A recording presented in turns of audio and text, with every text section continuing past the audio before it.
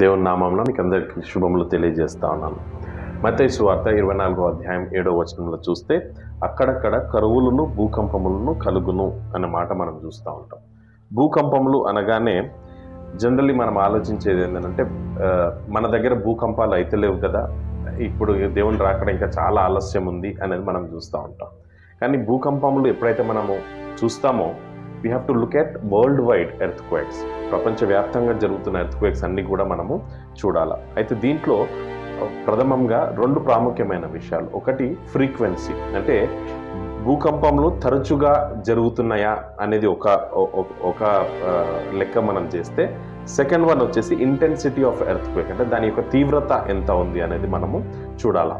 దీనికోసము USGS అంటే United states geological survey అనే ఒక వెబ్సైట్ ఉందండి. దాంట్లో డేటా మనకు అవైలబుల్గా దొరుకుతుందన్నమాట. దాంట్లో ఉన్న డేటాను చూస్తే ప్రతి సంవత్సరం కూడా ఈ ఎర్త్ క్వేక్స్ అనేటివి every year the frequency of the earthquake అంటే frequency of the earthquake అంటే తరచుగా జరగడం అనేది, for example last year 30 earthquakes అయినాయి అంటే ఈ ఇయర్ 40-45 అట్లా అవుతా ఉంది పర్ డే.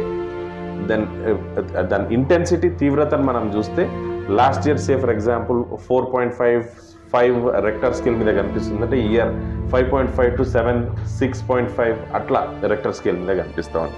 ఈ 2 పాయింట్స్లో మనం చూస్తే the number of earthquakes are becoming more and more. మనం since we are in India and that too in south ఇండియాలో మనం ఉన్నాం కాబట్టి ఇక్కడ మేజర్లీ సెస్మిక్ జోన్ మనది, అంటే భూకంపాల తీవ్రత లేకపోతే భూకంపాలు జరిగే ప్రదేశం కాదు ఇది. అట్లని చెప్పేసి ప్రపంచవ్యాప్తంగా జరుగుతలేవు, రాకడ దూరం ఉంది అని ఆలోచిస్తే ఐఎమ్ సారీ అబౌట్ ఇట్. కానీ భూకంపాలు ప్రతిదినం ఇంక్రీజ్ అవుతూ ఉన్నాయి, తీవ్రత ఇంక్రీజ్ అవుతూ ఉంది, తరచుగా జరగడం కూడా ఇంక్రీజ్ అవుతూ ఉంది. అదేవిధంగా మనం ప్రకటనలో చూస్తే, ఆ ప్రకటన 16వ అధ్యాయంలో చూస్తే